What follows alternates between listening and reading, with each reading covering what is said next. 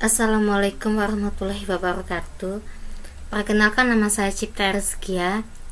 Saya di sini ingin menyampaikan hasil proposal penelitian saya yang berjudul Pengaruh Kurangnya Motivasi Belajar terhadap hasil belajar peserta didik pada mata pelajaran ekonomi di SMA Negeri 10 Palembang.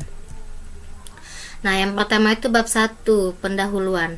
Nah, jadi latar belakang masalahnya itu, pendidik itu merupakan kebutuhan yang sangat penting bagi manusia. Nah, jadi seorang siswa yang termotivasi dengan baik dalam belajar akan melakukan kegiatan lebih banyak dan lebih cepat dibandingkan dengan siswa yang kurang termotivasi dalam belajar. Nah, jadi bisa kalian lihat di sini latar belakang masalahnya. Kemudian identifikasi masalah. Berdasarkan latar belakang yang telah diuraikan tadi, dapat diidentifikasikan masalahnya. Yang pertama itu, sebagian siswa mengalami masalah dalam belajar. Akibatnya hasil belajar yang dicapai itu kurang optimal. Yang kedua, hasil belajar pada mata pelajaran ekonomi di SMA Negeri 10 Palembang yang dicapai kurang optimal. Nah, yang ketiga itu, siswa kurang termotivasi mengikuti pelajaran sehingga mempengaruhi hasil belajar siswa. Nah, yang selanjutnya saya akan membahas tentang pembatasan masalah. Jadi, berdasarkan identifikasi masalah yang ada tadi, penelitian ini lebih memfokuskan pada hubungan motivasi belajar dengan hasil belajar pada mata pelajaran ekonomi SMA Negeri 10 Palembang. Rumusan masalah. Berdasarkan latar belakang masalah yang kita jelaskan tadi, rumusan masalah dalam penelitian ini, yang pertama, bagaimana motivasi belajar peserta didik di SMA Negeri 10 Palembang. Yang kedua, bagaimana hasil belajar pada mata pelajaran ekonomi di SMA Negeri 10 Palembang. Yang ketiga, bagaimana hubungan motivasi belajar dengan hasil belajar pada mata pelajaran ekonomi di SMA Negeri 10 Palembang. Tujuan penelitian. Nah, yang pertama itu motivasi belajar peserta didik di SMA Negeri 10 Palembang. Yang kedua itu hasil belajar pada mata pelajaran ekonominya. Yang ketiga itu hubungan motivasi belajar dengan hasil belajar pada mata pelajaran ekonomi. Nah, manfaat penelitian. Nah, jadi di dalam manfaat penelitian itu ada dua. Yang pertama itu manfaat teoritis. Nah, manfaat teoritis juga dibagi menjadi dua. Yang pertama, dapat memberikan kontribusi bagi ilmu pengetahuan dan dunia pendidikan dalam upaya peningkatan hasil belajar peserta didik. Yang kedua, dapat digunakan sebagai bahan acuan dan bahan pertimbangan bagi penelitian atau sejenisnya. Nah, yang kedua itu manfaat praktis. Bagi siswa, penelitian ini diharapkan dapat memberikan masukan kepada siswa untuk meningkatkan motivasi belajar dalam upaya hasil pembelajaran.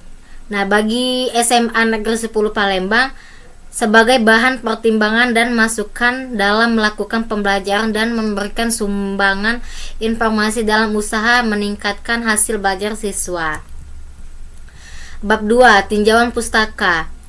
Yang pertama saya akan membahas tentang motivasi belajar. Nah, jadi di dalam motivasi belajar ini terdapat pengertian motivasi. Motivasi itu adalah dorongan dasar yang menggerakkan seseorang bertingkah laku. Dorongan ini berada pada diri seseorang yang menggerakkan untuk melakukan sesuatu yang sesuai dengan dorongan dalam dirinya. Nah, adapun faktor-faktor yang mempengaruhi motivasi belajar. Yang pertama itu sikap, yang kedua itu kebutuhan, yang ketiga rangsangan, yang keempat apeksis, yang kelima kompetensi, dan yang terakhir itu penguatan. Ada juga fungsi motivasi belajar. Yang pertama itu mendorong manusia untuk berbuat. Artinya motivasi merupakan daya penggerak dari kegiatan yang akan dikerjakan. Yang kedua itu menentukan arah perbuatan. Artinya motivasi memberi arah dan kegiatan yang harus dikerjakan sesuai rumusan tujuannya. Yang ketiga itu menyelesaikan perbuatannya.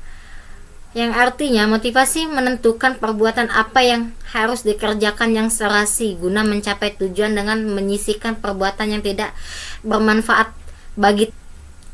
Nah, ada juga minat belajar. Yang pertama itu pengertian minat. Nah, minat itu adalah rasa lebih suka dan rasa ketertarikan pada suatu hal atau aktivitas tanpa ada yang menyuruh. Nah, ada juga faktor-faktor yang mempengaruhi timbulnya minat. Yang pertama itu rasa ingin tahu. Yang kedua itu keadaan lingkungan fisik yang memadai. Yang ketiga, keadaan lingkungan sosial yang lebih kondusif. Yang keempat, rasa haus informasi dan rasa ingin tahu. Nah, yang kelima itu berprinsip hidup bahwa membaca merupakan kebutuhan rohani. Nah, saya juga membahas fungsi minat dalam belajar. Yang pertama itu sebagai kekuatan yang akan mendorong siswa untuk belajar. Yang kedua, pendorong siswa untuk berbuat dalam mencapai tujuan. Yang ketiga tuh penentu arah perbuatan siswa, yakni ke arah tujuan yang hendak dicapai. Hasil belajar. Nah, saya akan membahas pengertian hasil belajar terlebih dahulu. Di dalam proses pembelajaran tentu saja memiliki tujuan akhir yang harus dicapai, yaitu hasil belajar peserta didik.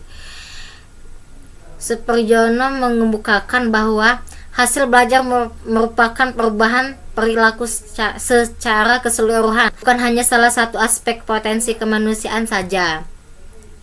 Nah, macam-macam hasil belajar. Yang pertama itu keterampilan dan kebiasaan. Yang kedua itu pengetahuan dan pengertian. Yang ketiga itu sikap dan cita-cita. Faktor-faktor mempengaruhi hasil belajar. Faktor-faktor yang mempengaruhi hasil belajar itu ada dua. Yang pertama itu faktor internal. Nah, faktor internal juga ada dua. Yang pertama itu kondisi psikologis. Kondisi ini berkaitan dengan fisik siswa, yaitu panca, cacat tubuh, dan kesehatan.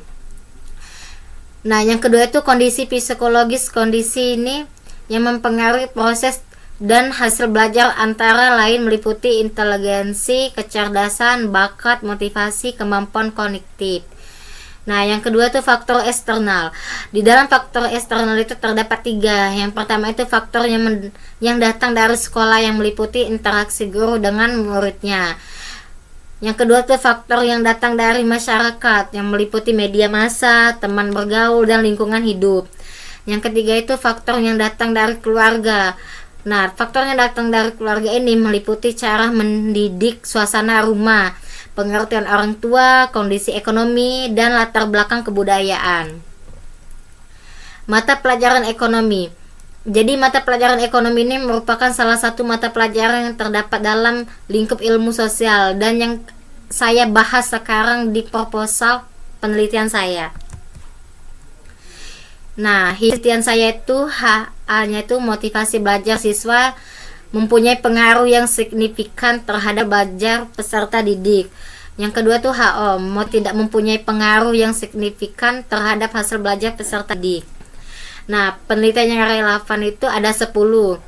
Bisa kalian baca nanti di proposal penelitian saya. Bab ketiga itu saya membahas tentang metode penelitian. Nah, metode penelitian itu metode yang digunakan pada penelitian ini adalah metode kuantitatif dengan tujuan yang mengetahui pengaruh motivasi peserta didik pada hasil belajar dalam pelajaran ekonomi SMA Negeri 10 Palembang. Nah, sedangkan variabel penelitiannya itu ada dua. Yang pertama variabel bebas. Variabel bebas itu motivasi belajar. Yang kedua tuh variabel terikat. Nah, variabel terikat ini hasil belajar. Isi operasional variabel bisa kalian baca nantinya di proposal penelitian saya. Populasinya itu, populasi yang akan saya gunakan dalam penelitian ini adalah peserta didik kelas 12 IPS memiliki 6 kelas 12 IPS SMA Negeri 10 Palembang. Nah, di dalam SMA Negeri 10 Palembang ini memiliki 6 kelas IPS. Nah, peserta didik pada kelas 12 IPS ini memiliki jumlah sebanyak 6 kelas. Masing-masing setiap peserta didik kelas 12 IPS ini berjumlah 30 orang. Nah, dapat disimpulkan bahwa keseluruhan peserta didik kelas 12 IPS ini adalah 180 peserta didik. Nah, sampel dari penelitian saya yaitu peserta didik kelas 12 IPS 1 dan 12 IPS 6. Nah, di mana kelas 12 6 ini disebut sebagai kelompok eksperimen dan kelas 12 IPS 1 ini sebagai dengan kelompok. Teknik pengumpulan data.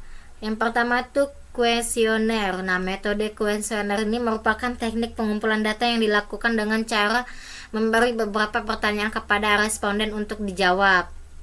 Yang kedua, kajian dokumentasi. Nah, metode dokumentasi ini digunakan untuk mengetahui hasil belajar pada mata pelajaran ekonomi di SMA Negeri 10 Palembang yang berupa rata-rata nilai ulangan harian. Yang ketiga itu observasi. Observasi ini sering disebut pula sebagai pengamatan. Observasi atau pengamatan ini memperhatikan sesuatu atau objek dengan menggunakan seluruh alat indera. Nah, instrumen penelitian. Menurut Sugiono, instrumen penelitian ini kan adalah suatu alat yang digunakan untuk mengukur fenomena alam maupun sosial yang diamati. Instrumen yang digunakan dalam penelitian ini adalah angket untuk memperoleh data motivasi belajar dan kesiapan belajar siswa. Yang terakhir itu teknik analisis data. Nah, teknik analisis data ini yang digunakan dalam penelitian saya adalah analisis kuantitatif. Data yang diperoleh dan dianalisis pada penelitian ini berasal tentang hasil belajar pada siswa dan observasi langsung terhadap siswa dalam pembelajaran ekonomi di SMA Negeri 10 Palembang. Mengelola data analisis menggunakan uji normalitas dan uji homogenitas. Syarat untuk analisis data sebelumnya pengujian hipotesis. Nah, itu saja yang dapat saya sampaikan. Assalamualaikum warahmatullahi wabarakatuh.